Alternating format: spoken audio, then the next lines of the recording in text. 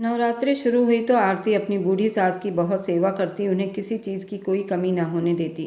घर में हर चीज़ का ध्यान रखती, लहसुन प्याज घर से दूर रखती, हर चीज़ अपनी सास के कहने से पहले ही पूरी करती और घर में साफ सफाई का भी बहुत ध्यान रखती। मंदिर में चढ़ाने के लिए फूल माला हर चीज़ अरेंज करती, पूरा साल उनकी सेवा करती।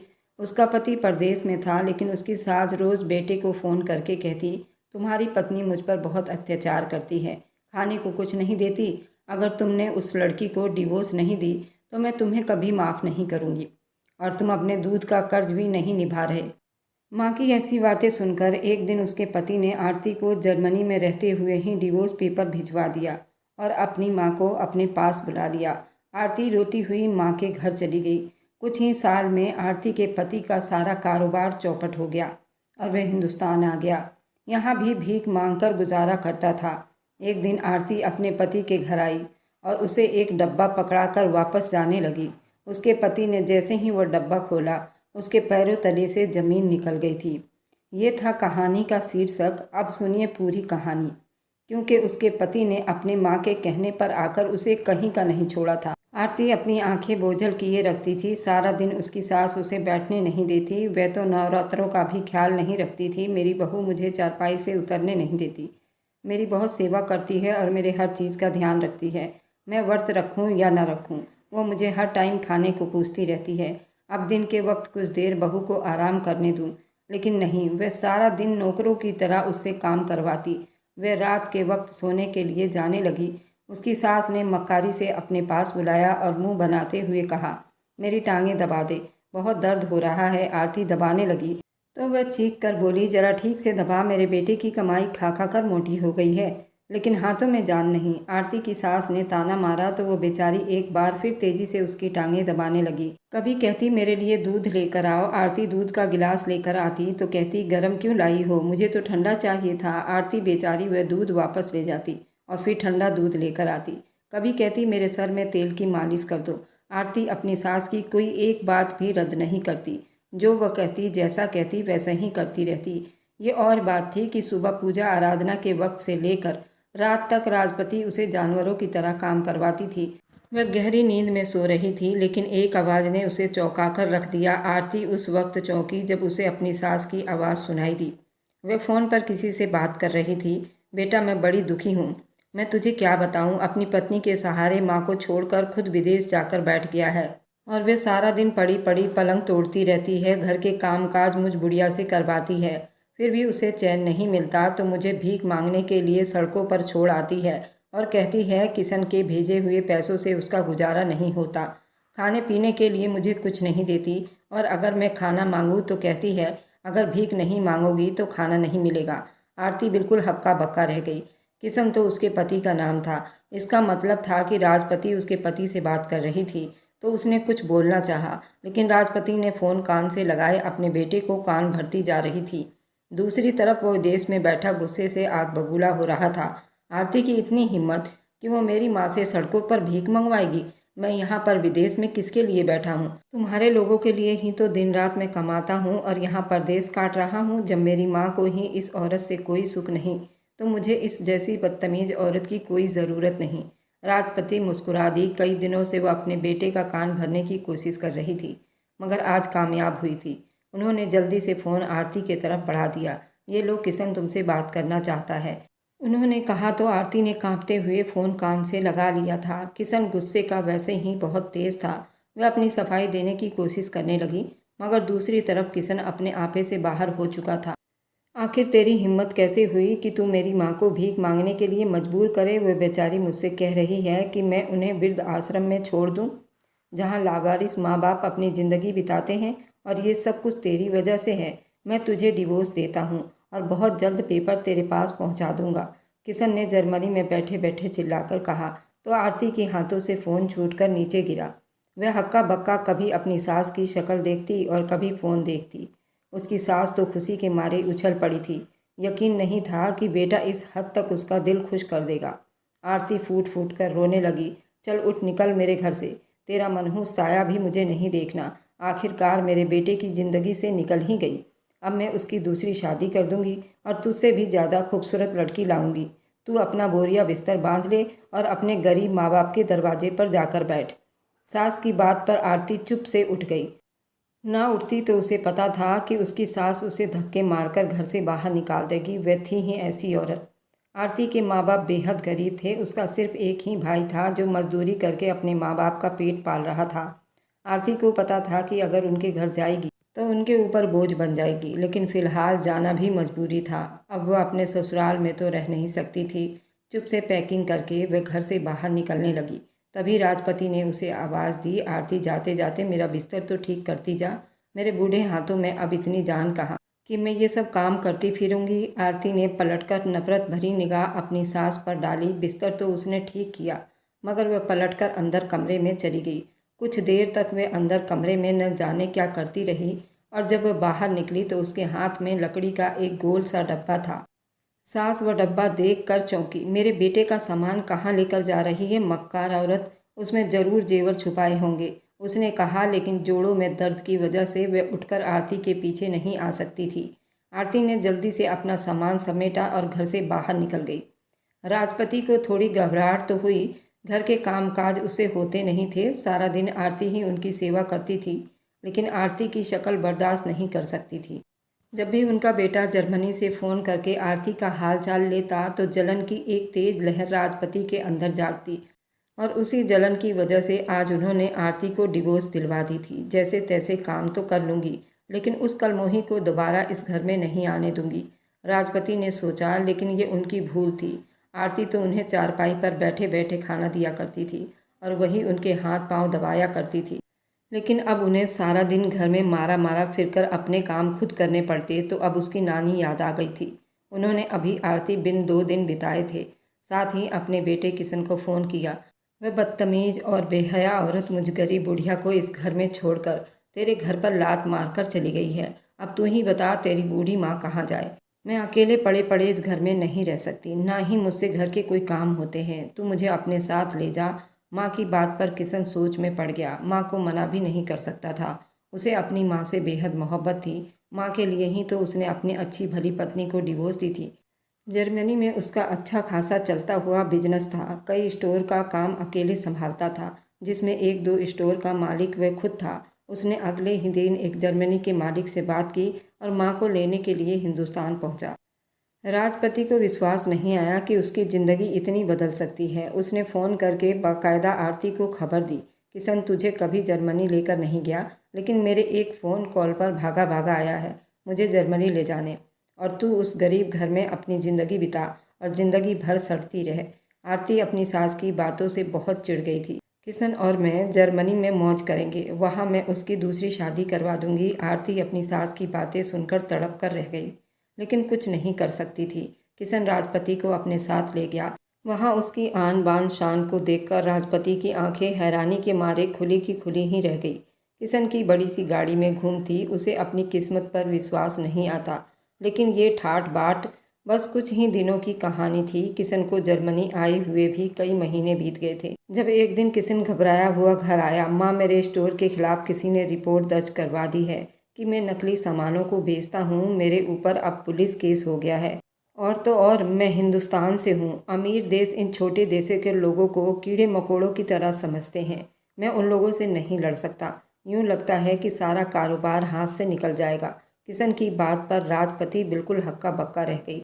अब तो वह इस दौलत और इस ऐश के बगैर नहीं रह सकती थी। किशन ने अपने कारोबार को बचाने और संभालने की बहुत कोशिश की, लेकिन वह गैर कानूनी तरीके से अपने स्टोर में कई ऐसे नशे की दवाइयां बेच रहा था। और जर्मनी जैसे देश में उन्हें जैसे ही किशन की हरकत का पता चला, उन्होंने सारे के सारे स्टोर सीज कर दिए। किशन के अच्छे जान पहचान की वजह से उसे जेल तो नहीं हुई, लेकिन अब वो बिल्कुल खाली हाथ रह गया था। जेब में एक फूटी कौड़ी भी नहीं थी। जेल जाना पड़े इसलिए उसने जितनी जमा पूंजी थी वह सारी की सारी वकीलों और पुलिस को खिला दी थी। एक घर था जिसे बेचकर उसने अपने बचने के सारे उपाय निकाल लिए थे, लेकिन अब वह जर्मनी में नहीं रह सकता था। अब वहाँ रहना खतरे से खाली नहीं था। वह हर दूसरे दिन पुलिस उसके घर पर आ जाती थी। किशन तो इन सारी समस्याओं से बुरी तरह फंस गया था। अब माँ, हमें हिंदुस्तान जाना पड़ेगा, किशन ने कहा तो राजपति के चेहरे पर हवाइयाँ उड़ने लगी। लेकिन बेटा, वहाँ जाकर तू करेगा क्या? छोटा सा मकान है, वहाँ इतने ऐश तो नहीं मिलेगी। राजपति ने कहा, मगर किशन अब और कुछ नहीं कर सकता था, इसलिए सब कुछ समेटकर अगले ही दिन वापस हिंदुस्तान पहुंचा। दूसरी तरफ आरती डिवोर्स के बाद रोती पीटती अपने माँ बाप के घर पहुंची। उसकी माँ उसे देखकर दंग रह गई। सब लोग तो मेरी किस्मत पर नाज करते थे। आरती, तेरा पति जर्मनी में रहता है, इतना अमीर है, वहाँ से पैसे भेजता है। मुझे तो लगता है आरती के अंदर ही कोई कमी है। सिर्फ एक सास के होते हुए तुझे क्या तकलीफ हो गई कि तू रोती हुई माँ के घर आ गई? उन्होंने हैरानी से पूछा तो आरती फूट फूट कर रोने लगी। वह घर अब मेरा नहीं है। सासू माँ ने मेरी दिन रात की सेवा करने के बाद यही कहा कि मैं उनको बहुत दुख देती हूँ। मैं उनकी सेवा नहीं करती, वह भूखी प्यासी दिन रात पड़ी रहती है। यहाँ तक कि कहा कि मैं सड़कों पर उनसे भीख मंगवाती हूँ। किशन ने ये सब सुनकर मुझे डिवोर्स दे दी। आरती की बात पर उसकी बूढ़ी माँ अपना दिल थाम कर रह गई थी। उनकी बेटी डिवोर्स लेकर वापस अपने दहलीज पर बैठी थी। ऐसे में बूढ़ी माँ के दिल को सुकून किस तरह आता। मंदिर से पूजा पाठ करके आरती के पापा वापस आए तो आरती ने उन्हें भी अपने डिवोर्स की बात बता दी। उनकी आंखें भी फटी की फटी रह गई। उनकी झुकी हुई कमर और ज़्यादा ही झुक गई। घर में पहले ही भूखमरी चल रही थी। सारा घर का खर्चा उसके बस एक आरती के भाई पर था, जो बेचारा ज़्यादा पढ़ा लिखा ना होने की वजह से मजदूरी करके अपने और अपने घर वालों का खर्चा उठाता था। आरती की जिम्मेदारी भी कुछ कम नहीं थी। उसकी तो अपने पति के गम में बुरी हालत थी। शाम के वक्त आरती का भाई पुष्पेंद्र मजदूरी करके वापस आया। आरती को आंगन में घूमता देखकर चौंक उठा था। ये सब क्या है? आरती तो अपने ससुराल से यहाँ कभी नहीं आती थी, लेकिन आज इतनी परेशान क्यों दिखाई दे रही है? उसने माँ से पूछा तो वह रो पड़ी। आरती को उसके पति ने डिवोर्स दे दी है, अब ये हमारे साथ ही रहेगी।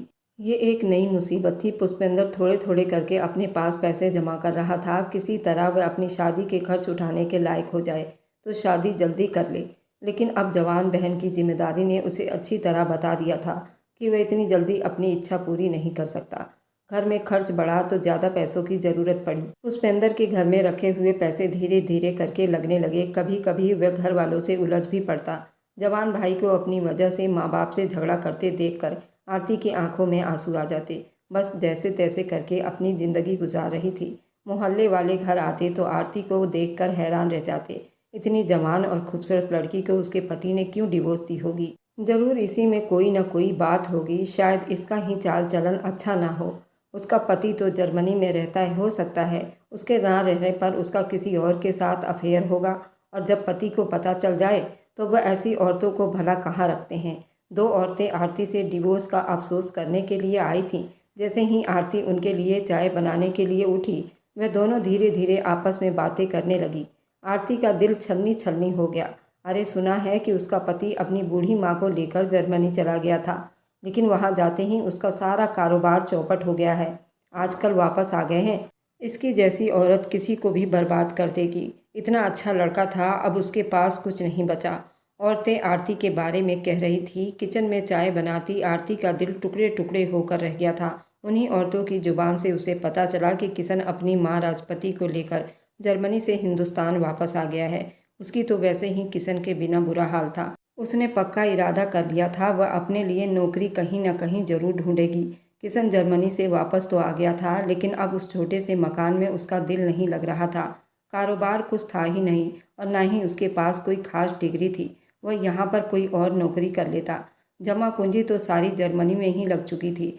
वह उठते बैठते परेशान रहने लगा। जो थोड़े बहुत पैसे थे वह रोजाना खर्च होने लगे। वह सारा दिन गलियों में जूतियां घिसता रहता, और जब घर वापस आता तो माँ से खाना मांगता तो वह चिक चिक करने लग जाती। किशन को बड़ी हैरानी होती। माँ जब मैं जर्मनी में था तो कहती थी, आरती घर का कोई काम नहीं करती, खाना सारा तुम बनाती हो, घर के सारे काम काज भी तुम करती हो, लेकिन अब मैं देख रहा हूँ कि तुम्हें तो कोई काम करना नहीं आता। रोटी बनाना तो कब का भूल चुकी हो, और सब्जी कैसे बनता है उसका तुम्हें पता तक नहीं। सारा दिन घर में धूल मिट्टी उड़ता रहता है, घर में आने को जी नहीं चाहता। इसका मतलब है कि तुम सब कुछ झूठ बोला करती थी। किशन माँ पर बरस पड़ा तो राजपति बजाय शर्मिंदा होने के जोर जोर से चिल्लाने लगी। हाँ, तो ये सब तेरी ही गलती है। तुझे किसने कहा था कि तू उसे डिवोर्स दे दे? अच्छा भला यहाँ रहती थी, कामकाज करती थी, अब उस जैसी मुफ्त की नौकरानी भला हमें कहाँ मिलेगी? राजपति के बात पर किशन गुस्से में आग बबूला हो गया। अचानक ही एक दिन वह चौंका और लपक कर कमरे के अंदर चला गया। माँ, यहाँ लकड़ी का एक डब्बा पड़ा हुआ था। जाने से पहले वह डब्बा बड़ी राजदारी से आरती के हवाले कर गया था। वह डब्बा कहाँ है? किशन ने कहा तो राजपति चौंकी। उन्हें याद आया कि घर से जाते वक्त आरती ने अंदर जाकर लकड़ी का एक डब्बा उठाया था। वह डब्बा तो कलमूही अपने साथ ले गई। क्यों? उस डब्बे में ऐसा क्या था? क्या कोई जायदाद थी जो तुम दोनों पति पत्नी ने मुझसे छुपा रखी थी? राजपति बरस पड़ी, लेकिन किशन बुरी तरह से गुस्सा हो गया था। उसे तो पता भी ना था कि आरती कहाँ रहती है। जहाँ उसके मायके वालों का पहले घर था, वह जल्दी से उसी दिन उसके घर चला गया, लेकिन वहाँ जाकर पता चला कि दरवाजे पर एक बड़ा सा ताला उसका मुंह चिढ़ा रहा था। आरती के मायके वाले तो ये घर छोड़कर कहीं जा चुके थे। वे लोग अपने मकान में तो नहीं रहते थे, किराए का घर था। जब भी कोई समस्या तंगी होती तो वे घर बदल लेते। शायद अब की बार भी उन्होंने अपना घर बदल लिया था। किशन अपना सर पीटता हुआ वापस घर में आकर बहुत गुस्से से लकड़ी के बॉक्स की तलाश करने लगा, मगर राजपति को कुछ पता नहीं था कि लकड़ी का वह डब्बा कहाँ है। नौकरी की तलाश में मारे मारे फिरते हुए उसे कई महीने बीत चुके थे। अब घर की जमा पूंजी भी खाली हो चुकी थी। अब तो ये पता था कि पूरे दिन में एक वक्त की रोटी का बंदोबस्त करना भी बड़ा मुश्किल हो चुका था। थक हार कर उसने मजदूरी का रास्ता चुना, लेकिन जर्मनी में रहकर काम करते हुए उसका बदन मजदूरी के आदी नहीं था। जहाँ भी मजदूरी करने जाता वहाँ लोग उसके काम चोर और नकारा कहकर बुलाते। दूसरे दिन ही उसे कुछ रुपया थमा देते, वहाँ से उसे भगा देते। किशन का जी चाहता कि वह जोर जोर से रोने लगे। अच्छी भली उसकी ज़िंदगी जा रही थी, लेकिन यहाँ भुखमरी की नौबत आ गई थी। बहुत बुरी हालत हो गई थी, मगर उसे समझ नहीं आया था कि आखिर ये सब कुछ क्यों हुआ। उसे तो अपनी ज़िंदगी बदलने का बस एक ही मौका नज़र आता था। कहीं से उसे वह लकड़ी का डब्बा वापस मिल जाए तो मेरी समस्याएं कुछ ठीक हो जाए। वह दिन रात यही सब सोचता रहता। इधर आरती का भी यही हाल था। डिवोर्स के बाद उसने अपनी ज़िंदगी रोका नहीं, बल्कि अपने आप को पूरा तैयार किया था। उसने मोहल्ले के सारे स्कूलों में नौकरी का पता कर ली थी। उसकी किस्मत अच्छी थी कि जल्दी ही उसे एक बड़े स्कूल में टीचर के लिए भर्ती कर लिया गया। वह दिमाग की बहुत तेज़ थी और हमेशा ही मेहनती थी। उसका पहला दिन स्कूल में काफ़ी अच्छा रहा। बच्चों को पढ़ाया। स्कूल का मालिक बहुत खुश हुआ। आपके यहाँ आने से स्कूल में बच्चों की संख्या बहुत बढ़ गई है। हमें उनके माँ बाप की तरफ से अच्छी खबरें मिल रही है। इसका मतलब ये हुआ कि आप हमारे स्कूल का एक अच्छा मुनाफा करवा सकती हैं। स्कूल के मालिक ने बहुत इज्जत से आरती से कहा था। वह मुस्कुरा दी। वह स्कूल बहुत जाना माना था। आरती के जाने से उस स्कूल ने और ज़्यादा तरक्की की। यहाँ से मिलने वाली तनख्वाह भी अच्छी थी। घर में पहले तो भाई की मजदूरी से आने वाली आमदनी से गुजारा होता था, लेकिन अब आरती हर महीने स्कूल से होने वाली अच्छी आमदनी घर में माँ के हाथ में लाकर रखती। वह भी उसे ढेरों आशीर्वाद देती, ना थकती थी।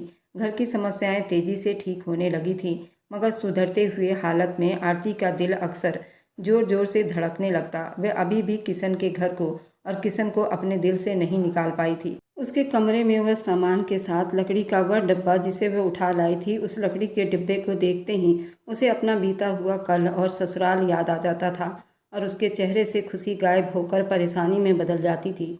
एक दिन आरती तैयार होकर स्कूल गई तो स्कूल का हाल ही खराब था। वहाँ के साफ सफाई कर्मचारी बीमारी ने घेर लिया था। पूरे स्कूल में गर्दा और धूल मिट्टी फैल रही थी। 2 चपरासी भी थे, लेकिन उनकी ड्यूटी स्कूल के अलग अलग हिस्सों में थी। आरती का काम पढ़ाने के साथ साथ स्कूल के इंतज़ाम को भी देखना था, इसलिए वो परेशान होते हुए प्रिंसिपल के दफ्तर चली आई थी। उसने वहां आते ही प्रिंसिपल को स्कूल में गंदगी और उस सफाई कर्मी के बारे में बताया। तुम फिक्र मत करो आरती, तुम्हारी बात ठीक है। मुझे सफाई करने वाले मोहन ने अपनी छुट्टी बहुत लंबी रखी है। उसे शायद टीबी की शिकायत है। मैंने नए चपरासी का इंतज़ाम कर लिया है। कल परसों तक वह स्कूल में आ जाएगा। तुम उसे अच्छी तरह से समझा देना कि पूरे स्कूल में कहाँ कहाँ सफाई करनी है। आरती ने हाँ में सिर हिलाया और दफ्तर से बाहर निकल आई।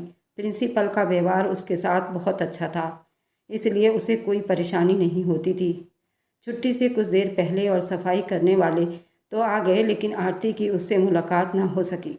प्रिंसिपल ने खुद ही उसे समझा दिया कि किस किस जगह की सफाई उसे कल सुबह आते के साथ ही करनी है। अगले दिन आरती वक्त पर तैयार होकर स्कूल पहुंची तो स्कूल चमक रहा था और चपरासी जो अपना काम तन मन धन लगाकर कर रहा था, उसकी पीठ आरती को नजर आ रही थी। वह कोई बूढ़ा आदमी तो नहीं था, बल्कि वह जवान आदमी था, लेकिन उसकी सेहत काफ़ी बुरी लग रही थी। आरती को पीठ से उसे देखकर अफसोस हुआ। शायद ये कोई बहुत ही मजबूर इंसान है। ज़्यादातर बूढ़े लोग साफ सफाई का काम करते हैं क्योंकि उन्होंने अपनी ज़िंदगी बितानी होती है, लेकिन ये जवान आदमी ऐसा काम क्यों कर रहा है? शायद कोई बहुत ही मजबूर आदमी है, आरती ने सोचा और उसके पास से प्रिंसिपल के दफ्तर में चली गई। दफ्तर में कुछ देर बिताने के बाद जब वो बाहर निकली तो उसके चेहरे की रंगत उड़ी हुई थी। उसका रंग पीला पड़ रहा था और हाथ पैर कांप रहे थे। अंदर जो बात हुई थी उसने उसके होश उड़ाकर रख दिए थे, मगर हकीकत तो ये थी कि प्रिंसिपल की बात सुनकर कुछ बोल नहीं पाई थी। बाहर निकलते के साथ ही हैरानी का उसे एक और झटका लगा। लंबे कॉरिडोर के आखिरी सिरे पर वह चपरासी पोछा लगा रहा था। आरती को देखते ही उसने हाथ उठाकर कहा, मैडम सिर्फ 5 मिनट इंतज़ार कर लीजिए, मैंने अभी अभी पोछा लगाया है। मेरी सेहत ऐसी नहीं है कि मैं बार बार यहाँ से पोछा लगा सकूं। अगर आप 2 मिनट रुक जाएंगी तो बड़ी मेहरबानी होगी। चपरासी की बात सुनकर आरती को एक और ज़ोरदार झटका लगा और वह हैरानी से उसके चेहरे की तरफ देखने लगी। ये चेहरा जाना पहचाना था, लेकिन ये तो ना था जिसे उसने 3 साल पहले देखा था। वह चपरासी कोई और नहीं बल्कि किशन था, उसका अपना पति जो जर्मनी में ठाठ से कारोबार किया करता था, लेकिन आज एक मामूली चपरासी की तरह स्कूल के फर्श पर पोछा लगा रहा था। आरती के ऊपर हैरानियों का पहाड़ टूट पड़ा था। खुद में काफ़ी हद तक बदल चुकी थी, शायद इसलिए किशन ने उसे पहचाना नहीं। शायद गिरती सेहत की वजह से उसकी नज़र भी कमज़ोर हो चुकी थी, इसलिए उसे पता ही नहीं चला कि उसके सामने उसकी डाइवोर्सी पत्नी है। वहाँ से चलकर गई कांपते हाथों से आरती उसी वक्त स्कूल से छुट्टी से 2 घंटे पहले ही छुट्टी लेकर वापस घर आ गई और दोबारा प्रिंसिपल के दफ्तर भी ना गई। बड़ी परेशान सी वापस आकर अपने घर में टहलने लगी। बार बार उसकी निगाह भटक कर लकड़ी के उस डब्बे पर चली जाती थी जिसे वह किशन के घर से ले आई थी। शायद वह उसे भूल भी जाती, लेकिन आज स्कूल में किशन को इतनी बुरी हालत में देखकर उसे वह लकड़ी का डिब्बा फिर से याद आ गया था। किशन को स्कूल में चपरासी की नौकरी करते कई दिन बीत चुके थे। तनख्वाह मिलने का टाइम था। उस नौकरी से वह खुश नहीं था, लेकिन उसके सिवा कमाई का कोई और रास्ता भी नजर नहीं आ रहा था। राजपति के चिक-चिक से वह दिन रात दिमागी परेशानी का शिकार था। वह उसे 1 मिनट बैठने नहीं देती। सारा दिन उसे अच्छे अच्छे खाने की फरमाइश करती रहती। किशन स्कूल का काम ख़त्म करके आता, घर के काम काज शुरू कर देता। आज उसे अच्छी तरह से अंदाज़ा हो गया था कि उसकी माँ ने आरती को उसके ज़िंदगी से दूर करने के लिए कितने झूठ बोलने पड़े थे। वह अपने बेटे को भी टिककर 1 मिनट बैठने ना देती तो पराई बहू के साथ अच्छा व्यवहार कैसे कर सकती थी। किशन को समझ नहीं आ रहा था कि ज़िंदगी किस तरफ जा रही है। एक दिन उसकी तबीयत काफ़ी ख़राब थी। उसने स्कूल से छुट्टी ली। सैलरी मिलने का टाइम करीब था, लेकिन आज छुट्टी ना करता वह काम भी ना कर सका था। इसलिए चुप से वह चारपाई पर लेटकर अपनी किस्मत को कोस रहा था। कब तक यहाँ लेटकर आंसू बहाता रहेगा? उठ और कुछ खाने को ला दे, मुझे भूख लगी है। तेरी जैसी औलाद तो भगवान किसी को ना दे, राजपति ने चिल्लाकर कहा। तो किशन ना चाहते हुए भी उठ बैठा। उसे पता था माँ को खाने के लिए कुछ ना लेकर आया तो वह चिल्लाती रहेगी, लेकिन उससे पहले कि वह बाहर निकलता घर के खुले दरवाजे से कोई अंदर दाखिल हुआ। उसे देखते ही किशन की आंखें फटी की फटी रह गई, क्योंकि कोई और नहीं बल्कि आरती थी, उसके स्कूल की टीचर।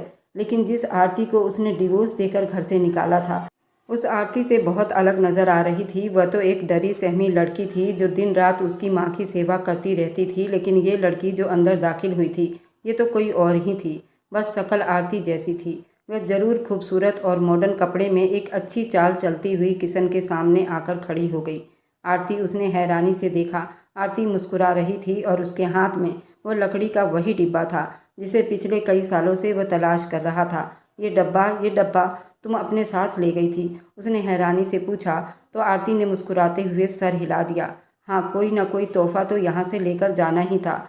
जब तुमने अपनी माँ के कहने पर बगैर सोचे समझे मुझे डिवोर्स दी तो मेरे पास यहाँ से जाने के लिए किराए के पैसे तक ना थे, और उस वक्त यही लकड़ी का एक डब्बा लेकर मैं यहाँ से चली गई थी। लेकिन अब टाइम आया है कि मैं इस डब्बे को तुम्हें वापस कर दूँ। आरती की बात पर किशन बिल्कुल हक्का बक्का रह गया था। अंदर से राजपति ने भी उसकी आवाज़ सुन ली थी और दौड़कर बाहर निकल आई थी। महंगे कपड़ों में महंगे जेवर पहने खड़ी आरती को देखकर वे अंदर तक जल भूनकर राख हो गई थी। आरती ने हाथ में पकड़ा डिब्बा किशन के हवाले कर दिया। किशन ने हैरान होते हुए उस डब्बे को खोला। अंदर सोने के कई सारे जेवर पड़े थे, नोटों की कई सारी गड्डियाँ पड़ी हुई थी। उसकी आंखें हैरानी से फैल गई। ये सब क्या है? ये सब तुम मुझे क्यों दे रही हो? उसने हैरानी से पूछा तो आरती मुस्कुरा दी। जर्मनी जाने से पहले तुमने इस डब्बे के अंदर कुछ रुपए डाले थे और कहा था कि हर महीने जो पैसे मैं भेजा करूँगा उस डब्बे के अंदर डालते रहना। जो पैसे तुम भेजते हो वे तुम्हारी माँ रख लिया करती है। मैं एक अनाथों की तरह यहाँ ज़िंदगी बिता रही थी। इस डब्बे के कुछ हज़ार के अलावा मेरे पास और कोई कीमती चीज़ नहीं थी। जब तुमने मुझे डिवोर्स दी तो यहाँ से जाते हुए मैं ये डिब्बा अपने साथ ले गई।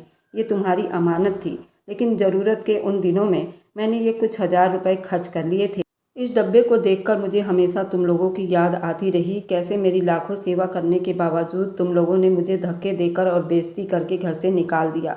अब जबकि स्कूल का मालिक मुझसे शादी कर चुका है और अपनी पूरी संपत्ति मेरे नाम कर चुका है, तो मेरे पास रुपए पैसे और जेवरात की कोई कमी नहीं। इसलिए मैं सूद समेत वह सब कुछ वापस करने आई हूँ। आरती की बात में बहुत घबराहट थी। किशन हक्का बक्का रह गया। शर्मिंदगी से वो पूरे पसीने में नहा गया था। दरवाजे पर खड़ी राजपति भी हैरानी से उस आरती को देख रही थी। खुद उसके अपने कपड़े फटे पुराने थे। दिन रात घर में खाना और रुपए को लेकर चिक-चिक होती रहती थी। ये सब कुछ आरती सह कर भी किशन से कभी शिकायत नहीं करती थी, लेकिन किस्मत ने पलटकर यही वार उस पर कर दिया था। आरती तो आज अपनी ज़िंदगी में बेहद खुश थी, अमीर थी और उसके पास किसी चीज़ की कोई कमी नहीं थी। लेकिन राजपति और किशन, जिन्होंने उस पर बहुत जुल्म किया था, अब ये दोनों किसी को मुँह दिखाने लायक नहीं थे। आरती वह डब्बा किशन के हाथ में थमाकर नफरत से उसे देखती वापस चली गई थी। बाहर उसकी शानदार गाड़ी खड़ी थी। किशन डब्बे के अंदर झांक कर देखा तो वहाँ इतने पैसे जरूर थे कि वह अपनी एक छोटी मोटी दुकान बना सकता था। उसे पहली बार एहसास हुआ कि आरती को छोड़कर उसने ज़िंदगी की सबसे बड़ी गलती कर दी थी। आरती का स्कूल दिन दुगनी रात चौगनी करने लगा। उसने स्कूल के प्रिंसिपल से शादी कर ली थी। उसका स्कूल इंटरनेशनल स्कूल बन गया और वह विदेश चली गई। पर इधर किशन को नहीं मालूम था कि आरती विदेश चली गई है। उसने उस डब्बे के पैसे से अपने कपड़े की दुकान खोली। अब किशन का भी गुजारा अच्छे से हो रहा था। किशन की माँ चाहती थी वह दूसरी लड़की से शादी कर ले। आरती ने तो अपना घर बसा लिया, लेकिन किशन नहीं चाहता था कि जब तक उसकी माँ जिंदा रहेगी वह दूसरी शादी का कभी सोच भी नहीं सकता। वह आरती को खोकर ही अपनी ज़िंदगी बिल्कुल अधूरी बना चुका था। अब वह दूसरा पाप नहीं करना चाहता था। लेकिन किशन की माँ रोज़ उससे लड़ती थी कि तू दूसरी शादी क्यों नहीं कर रहा। आप लोग बताइए, मैं बहुत परेशान हूँ। मुझे शादी करना चाहिए या नहीं? जब तक मेरी माँ जिंदा है मुझे आप लोगों की कमेंट का इंतज़ार रहेगा। और मेरी वीडियो जहाँ कहीं से भी आप लोग देखते हैं, कमेंट में अपने शहर और राज्य का नाम ज़रूर बताइए। मुझे आप लोगों के कमेंट पढ़ने में बहुत बहुत आनंद आता है और उन सभी का मैं बहुत बहुत धन्यवाद करना चाहती हूँ जो लोग मेरी वीडियो को देखते हैं, लाइक करते हैं और शेयर करते हैं। अगर आपको आज की कहानी पसंद आई है तो वीडियो को ज़रूर लाइक कीजिएगा और अपने दोस्तों के साथ शेयर भी कीजिएगा। और हाँ, अगर आपने अभी तक हमारे चैनल को सब्सक्राइब नहीं किया है तो जाकर ज़रूर सब्सक्राइब कर लें। मिलते हैं हम अपनी कल की एक और नई दिलचस्प कहानी के साथ। मुझ पर सदा अपना प्यार और स्नेह बनाए रखें। सभी को मेरा प्यार भरा नमस्कार दोस्तों। खुश रहें, स्वस्थ रहें, मस्त रहें।